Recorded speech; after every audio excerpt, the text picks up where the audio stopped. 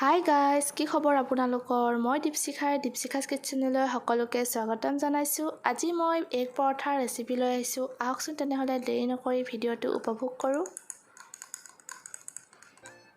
এয়া মই দুটা কণী লৈ লৈছোঁ। কণী দুটা বাতি এটাত উলিয়াই লৈছোঁ। এটা পিঁয়াজ সৰু সৰুকৈ কাটি লৈছোঁ। এটা বিলাহী সৰু সৰুকৈ কাটি লৈছোঁ আৰু অকণমান বন্ধাকবি লৈছোঁ। এতিয়া মই এইখিনি মিক্স কৰি ল'ম। ইয়াত মই অকণমান হালধি দি লৈছোঁ, সোৱাদ অনুসৰি নিমখ দিছোঁ, আধা চামুচ ধনিয়া পাউডাৰ দিছোঁ, আধা চামুচ জিৰা পাউডাৰ দিছোঁ, অকণমান কাশ্মীৰী ৰেড চিলি পাউডাৰ দিছোঁ। তাৰপিছত এইখিনিও মিক্স কৰি ল'ম ভালদৰে। ইয়াত মই এবাটি আটা দি লৈছোঁ।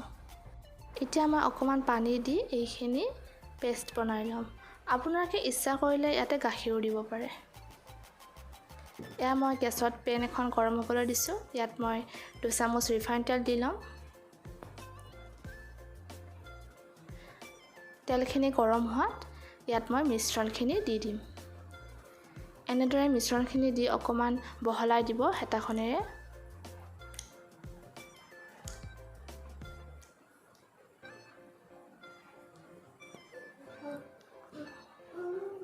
আপোনালোকে ইচ্ছা কৰিলে ঢাকিও দিব পাৰে। এয়া মই এতিয়া লুটিয়াই দিম। মই ঢাকি নিদিয়াকৈয়ে এয়া পৰঠাখন বনাই লৈছোঁ। এয়া উলিটাই দিছোঁ আৰু এয়া এখন হৈ গ'ল আৰু এখন বনাই দেখাইছোঁ। এয়া মই বেটাৰটো দি দিছোঁ। এয়া এনেকৈ হেতাখনেৰে বহলাই দিব।